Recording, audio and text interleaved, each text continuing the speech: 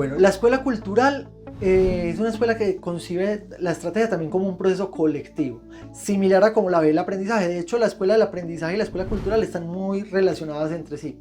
Pero en este caso, se entiende más la estrategia como un proceso que nace desde la interacción social a partir de esos valores o esas ideologías compartidas entre los miembros de la organización. ¿Qué es la cultura de una organización? Entendemos por cultura ese conjunto de valores y creencias compartidas entre los miembros que conforman la organización. Cuando uno lo mira desde la antropología, se plantea que la cultura es la que finalmente termina afectando el comportamiento de las organizaciones y no al revés. Pero ¿qué hemos visto en la práctica?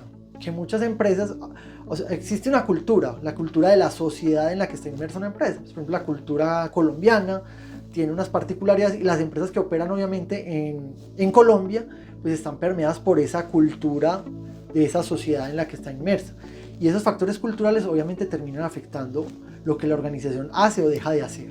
Pero también se ha concebido desde las teorías administrativas que las empresas a veces van generando su propia cultura, una cultura propia, que es lo que llamamos la cultura corporativa. Y esa cultura va a definir el comportamiento de la organización, cómo se comportan las personas dentro de la organización y de alguna manera determina la estrategia. La pregunta clave es, bueno, ¿y qué es primero, la estrategia o la cultura?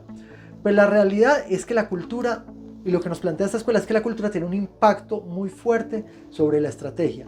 Lo que una empresa va a hacer, las decisiones que toma, están permeadas por lo que los directivos y los miembros de la organización creen. Aquellas creencias que tienen, aquellos valores compartidos van a terminar determinando la estrategia, ¿sí? Pero también es cierto que la estrategia que sigue una empresa a largo plazo puede ir modificando la cultura.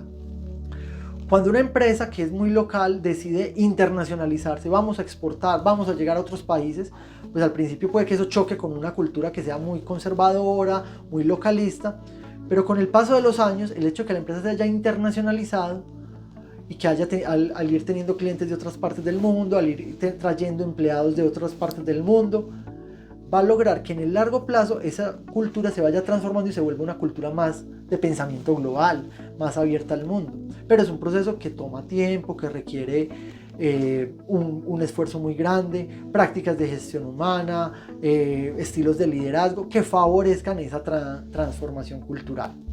Entonces esa es la relación que se va estableciendo entre la cultura organizacional y el cambio estratégico. Es una relación de parte y parte. La cultura afecta a la estrategia, pero la estrategia a largo plazo también afecta a la cultura. Dentro de esta escuela hay algo que llama la atención. Hay un artículo de Barney del 86. De hecho, Barney es un autor que vamos a mirar también porque tiene un artículo muy interesante sobre los recursos de la teoría basada en los recursos.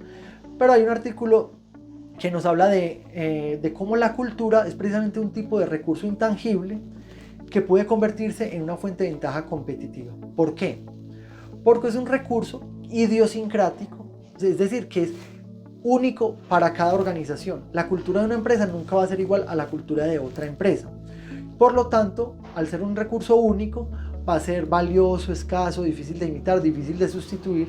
Y por lo tanto, desde este enfoque se considera que la cultura organizacional puede ser ese punto crítico, ese punto clave que le puede dar la ventaja competitiva a una empresa.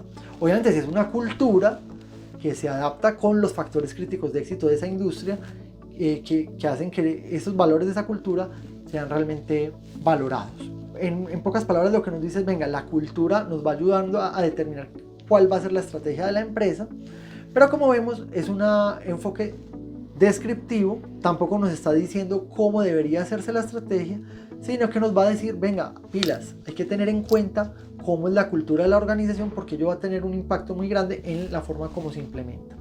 Cuando vamos a hablar de la implantación de la estrategia, nos vamos a dar cuenta que la cultura organizacional es uno de los aspectos críticos para el éxito de la implantación. Si yo no tengo en cuenta la cultura, si yo no pretendo ir adaptando la cultura a la estrategia, voy a tener problemas para que mis estrategias sean exitosas.